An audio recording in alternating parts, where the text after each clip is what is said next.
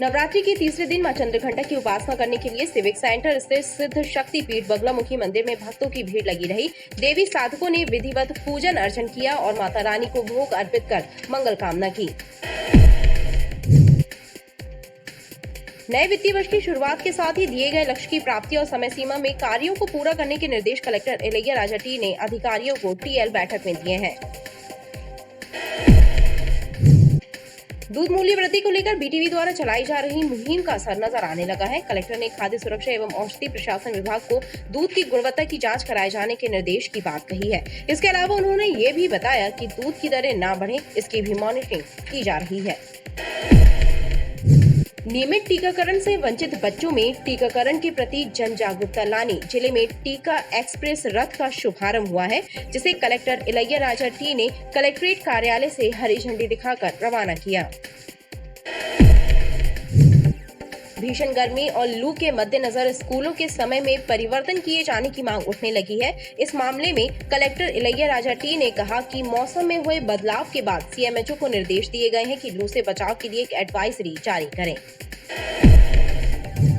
50 और 100 रुपए के स्टाम्प बाजार से गायब हैं। जरूरतमंदों को ब्लैक में खरीदने पड़ रहे हैं, लेकिन प्रशासन चुप्पी साधे है। सबसे ज्यादा परेशानी गरीब आवेदकों को हो रही है, जिनको 1.5 गुनी कीमत देकर स्टाम्प खरीदना पड़ रहे हैं। लाडगंज से कमानिया गेट तक सड़क और फुटपाथ पर जमी दुकानें यातायात व्यवस्था के लिए चुनौती बनी हुई हैं। शाम के समय सड़क पर जाम लगा रहता है, लेकिन यातायात पुलिस और नगर निगम का न्याय क्रांति दल मूक दर्शक बने रहते हैं। जनता को परेशानियां झेलनी पड़ती है। मदन महल की पहाड़ी से 400 से ज्यादा बेजा कब्जे हटाए जा चुके हैं। कुल 998 अतिक्रमण हटाए जाना है। कार्यवाही लगातार जारी है। हटाए जा रहे परिवारों को तेवर में शिफ्ट कराया जा रहा है।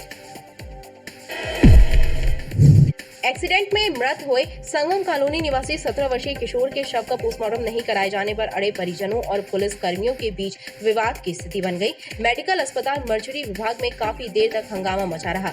बाद में पुलिस अधिकारियों की समझाइश के बाद मामला शांत हुआ।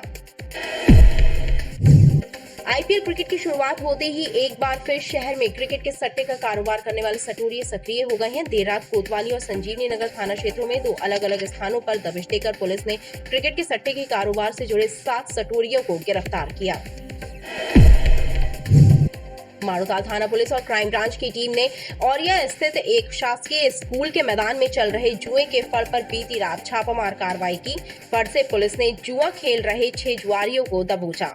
इन जुआरियों में बरेला थाने का 307 का फरार आरोपी भी शामिल है।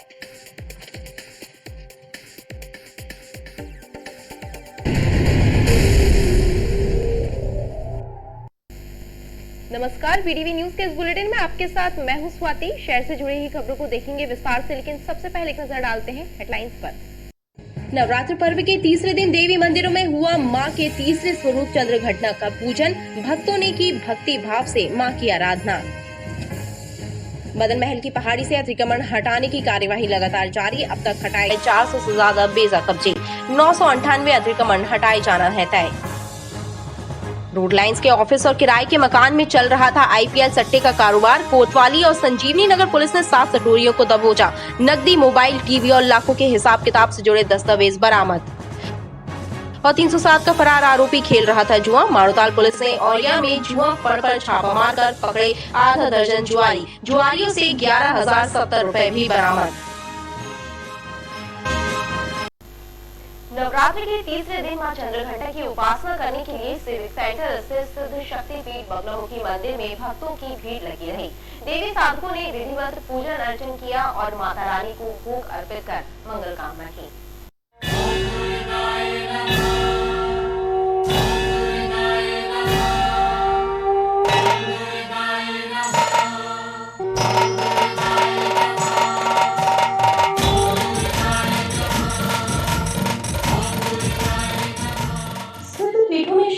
सिविक सेंटर स्थित बगलामुखी मंदिर भक्तों की आस्था का केंद्र बना है। नवरात्र पर्व के तीसरे दिन मां के चंद्रघंटा स्वरूप का पूजन किया गया।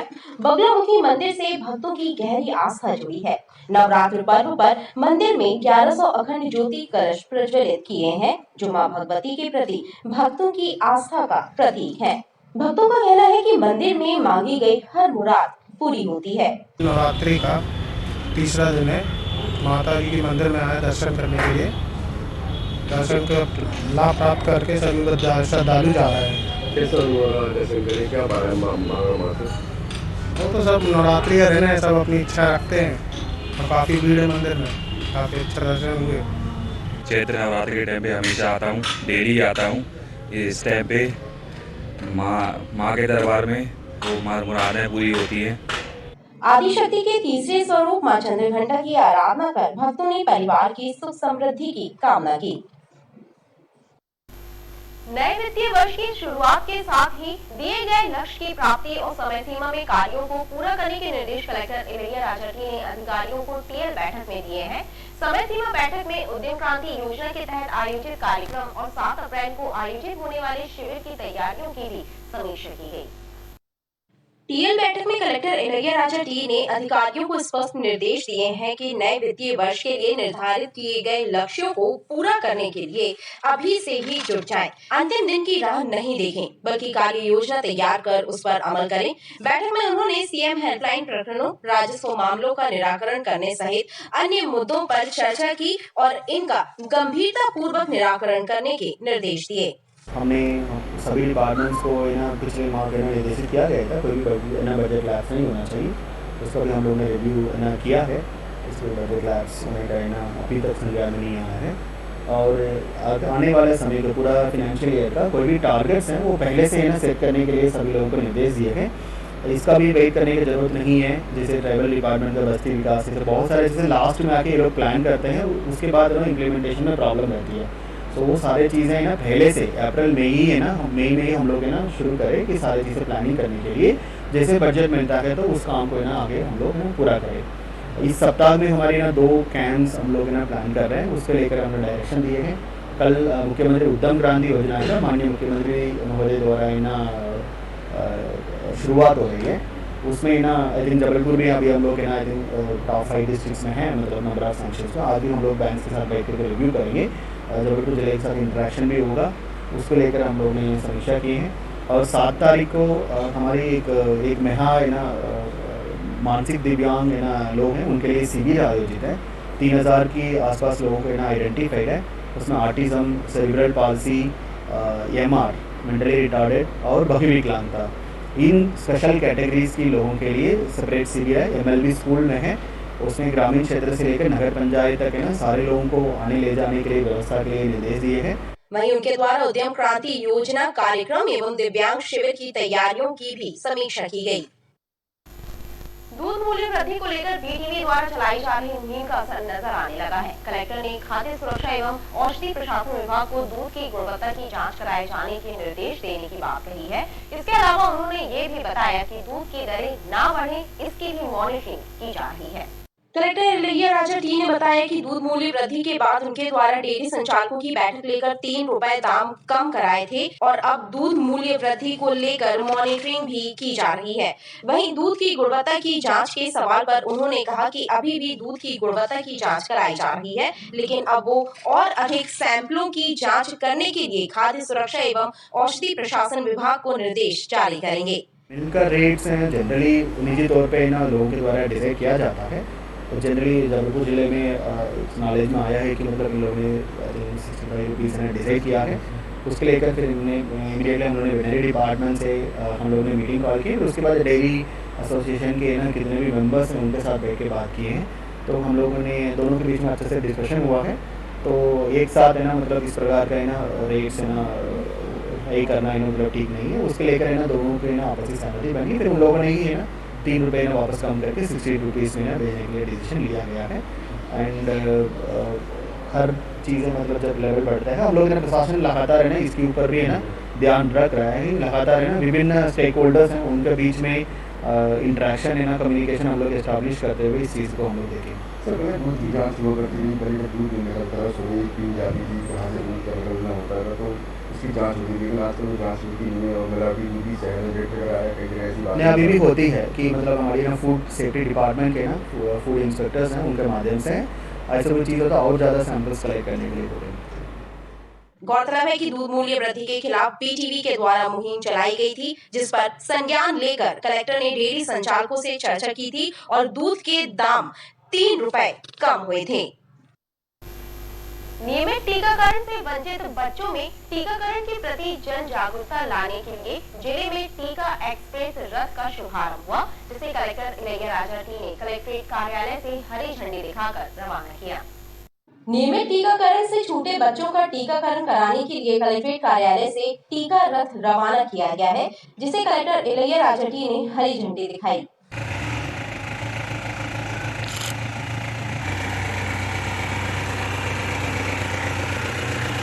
एक प्रयोग है कि ये एक व्हीकल है हमारी हर दिन मतलब दौड़ेगा, साइट्स को, स्पेशल लोकेशंस को आइडेंटिफाई करेगा।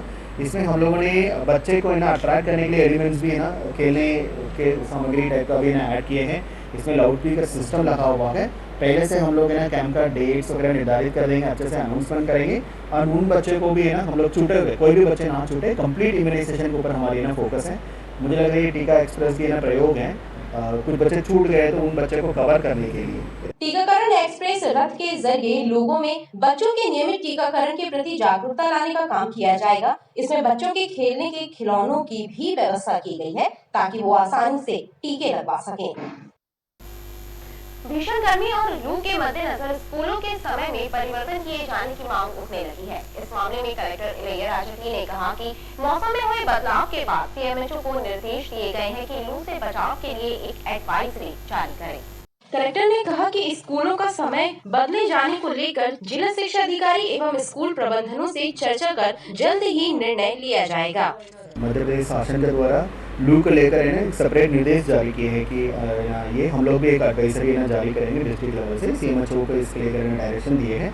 एक सिंपल प्रिकॉशंस क्या क्या रखना है उसको लेकर सीएमएचओ की ओर से, डिस्ट्रिक्ट एडमिनिस्ट्रेशन की ओर से हम लोग लोगों के लिए एक एडवाइजरी जारी करेंगे। और डेफिनेटली टेम्परेचर ज़्यादा है, इसको बिल्कुल हम लोग रिव्यू करेंगे। सो अर्ली मॉर्निंग आवर्स में स्कूल्स का संचालन हो, जैसे हम लोग सारे डेटा से कलेक्ट करके उसके ऊपर निर्णय लेंगे। 50 और 100 रुपए के स्टाम्प बाजार से गायब है। जरूरतमंदों को ब्लैक में खरीदने पड़ रही है, लेकिन प्रशासन चुप्पी साधी है। सबसे ज्यादा परेशानी गरीब आवेदकों को हो रही है, जिनको 1.5 गुनी कीमत देकर स्टाम्प खरीदना पड़ रही है। सरकारी योजनाओं के आवेदनों में उपयोग होने वाले 50 और 100 रुपए के स्टाम्प बाजार से गायब हैं, जिसकी वजह से आवेदकों को परेशानी हो रही है। कुछ लोगों के पास स्टाम्प का स्टॉक रखा भी है तो वे 1.5 गुनी और 2 गुनी कीमत पर स्टाम्प बेच रहे हैं। यानी 50 रुपए का स्टाम्प 80 और 100 रुपए में एवं 100 रुपए का स्टाम्प 150 रुपए में खरीदना पड़ रहा है। स्टाम्प की काला बाजारी हो रही है। कलेक्टेड में स्टाम्प की पोजीशन ये है कि 50 और 100 के स्टाम्प पेपर तो मिल ही नहीं रहे। अगर बाई दफे कोई कोशिश करता भी है, कहीं मिलता भी है, तो वो जो 50 का है उसको 80 या 100 रुपए में दे रहे हैं, और जो 100 रुपए का है उसको 150 रुपए में या 200 रुपए में दे रहे हैं। इस प्रकार की किल्लत स्टाम्प पेपर की हमें लगता है करके कि ये प्रथम बार आई है। हमारा प्रशासन से अनुरोध है कि इस पर लगाम लगाई जाए और रोककर इसे सही जानकारियाँ प्रस्तुत की है। भैया यहाँ जन्म तिथि बनवाने आए हैं, यहाँ बहुत भटक रहे हैं, मगर यहाँ जिसके पास जब बोलते कि यहाँ नहीं मिल पाएगा, यहाँ नहीं बन पाएगा। ऐसे राशन कार्ड के लिए भी बहुत भटके भैया, कितने बार भरे, मगर हमारी कोई कार्यवाही नहीं सुनने को तैयार है। स्टाम्प चाहिए था भैया, मगर बोले कभी यहाँ नहीं मिलेगा, खत्म हो गया है, नगर निगम जाइए। कितने वाला स्टाम्प आप? 50 रुपए वाला भैया, गरीब इंसान है ही नहीं यहाँ। वहीं स्टाम्प विक्रेताओं का कहना है कि ट्रेजरी में क्लोजिंग की बात कहकर स्टाम्प नहीं दिए जा रहे हैं, इसीलिए स्टैंपों की कमी हो गई है। बहरहाल सबसे ज्यादा परेशानी उन गरीब आवेदकों को झेलनी पड़ रही है जिन्हें मजबूरी में महंगे स्टाम्प खरीदना पड़ रहे हैं। लाडगंज से कमानिया गेट तक सड़क और फुटपाथ पर जमी दुकानें यातायात व्यवस्था के लिए चुनौती बनी हुई है। शाम के समय सड़क पर जाम लगा रहता है, लेकिन यातायात पुलिस और नगर निगम का अन्य क्रांति दल मूक दर्शक बने रहते हैं। जनता को परेशानियां झेलना पड़ती है। लाडगंज से कमानिया गेट तक सड़क और फुटपाथ पर कब्जा करके लगाए जाने वाले ठेले टपरे यातायात व्यवस्था के लिए चुनौती बने हुए हैं। इस मार्ग के दुकानदार भी फुटपाथ तक फैलाकर दुकान लगाते हैं, जिसकी वजह से दिन में कई बार जाम लगता है। शाम को पूरी सड़क जाम रहती है। जाम में फंसे छोटे बड़े वाहन चालकों को परेशानी झेलनी पड़ती है, लेकिन जिम्मेदार विभाग और अधिकारी मूक दर्शक बने रहते हैं।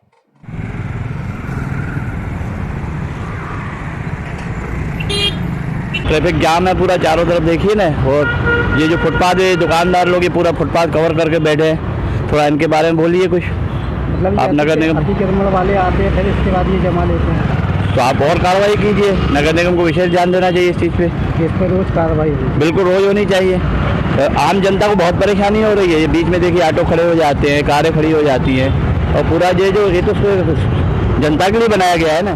चर्चा तो यह भी है कि सड़क पर लगाने वाले ठेले पुलिस और नगर निगम के कर्मचारियों की अवैध आय का साधन है, इसलिए इन पर मेहरबानी रहती है। यदि ऐसा नहीं होता तो लाड़गंज थाने के चारों तरफ बेजा कब्जे जमे दिखाई नहीं देते। मदन महल की पहाड़ी से 400 से ज्यादा बेजा कब्जे हटाए जा चुके हैं। कुल 998 अतिक्रमण हटाए जाना है। कार्यवाही लगातार जारी है। हटाए जा रहे परिवारों को तेवर में शिफ्ट कराया जा रहा है। हाईकोर्ट के निर्देश पर मदन महल की पहाड़ी को अतिक्रमणों से मुक्त कराया जा रहा है। अतिक्रमण हटाने की कार्यवाही लगातार जारी है। अब तक 400 से ज्यादा बेजा कब्जे हटाए जा चुके हैं। जिला प्रशासन, नगर निगम और पुलिस द्वारा संयुक्त रूप से कार्यवाही की जा रही है।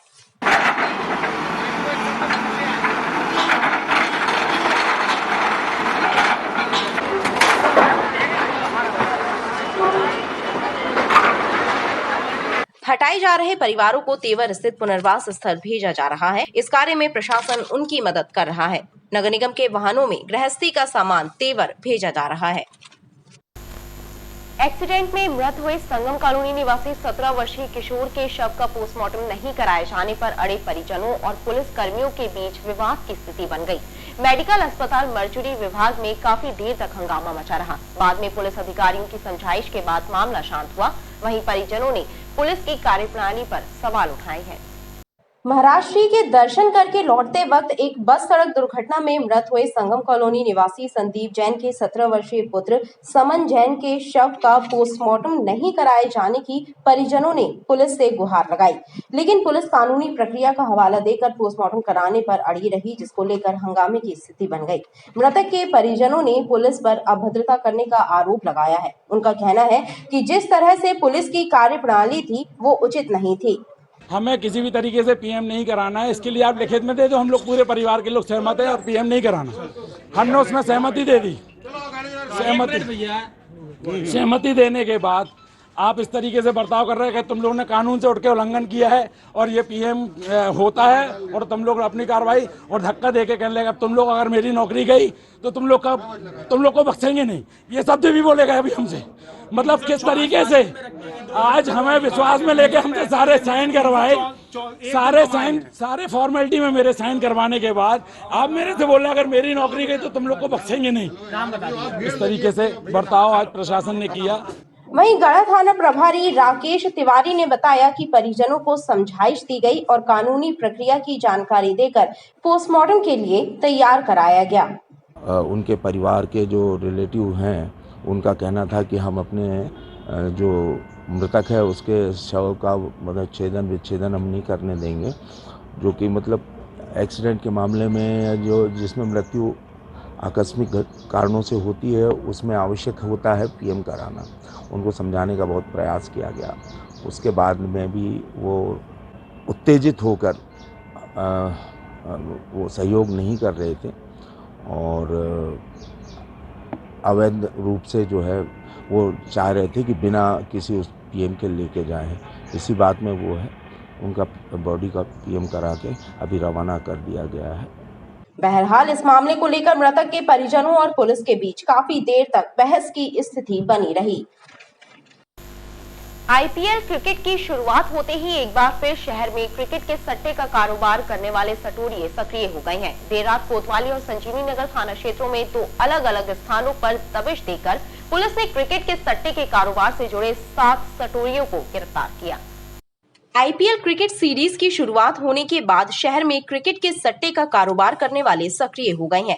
बीती रात क्राइम ब्रांच की टीम ने कोतवाली और संजीवनी नगर थाना क्षेत्र के अलग अलग इलाकों में छापामार कार्रवाई कर क्रिकेट के सट्टे का कारोबार कर रहे 7 सटोरियों को दबोचा। कोतवाली पुलिस और क्राइम ब्रांच की टीम ने साकेत नगर में एक मकान में दबिश दी, जहां पवन केशरवानी और उसका साथी Sunil Kumar Jain Chennai super Kings versus Kings 11 Punjab की टीम के मध्य खेले जा रहे IPL मैच पर सट्टा बुक कर रहे थे। पुलिस ने दोनों को गिरफ्तार करते हुए इनके कब्जे से 28,200 रुपए नकदी, 3 मोबाइल फोन और सट्टे के हिसाब किताब से जुड़ा रजिस्टर बरामद किया है।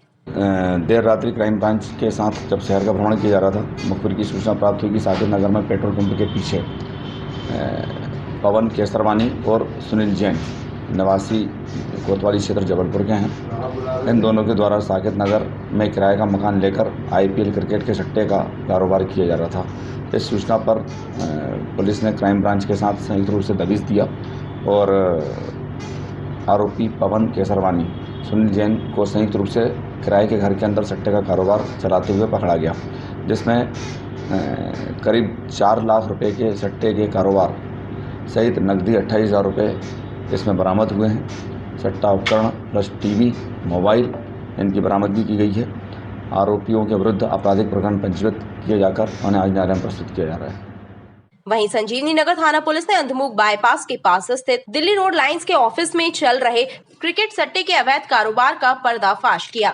मौके से पुलिस ने 5 आरोपियों संजीत सिंह राजपूत, आशीष रजक, रंजीत सिंह, शिवम नामदेव और विश्वास पांडे को क्रिकेट का सट्टा बुक करते पकड़ा। इनसे 8,200 रुपए, TV, mobile, set top box और IPL सट्टे की सट्टा पट्टी जब्त की गई। मौके में हमने टीम बना के रवाना किया तो पाया कि वहाँ पे हमने 5 लड़के पाए जो कि आपके 25 से 30 साल की उम्र के थे और जबलपुर के ही संजीव नगर और विजयनगर के निवासी थे।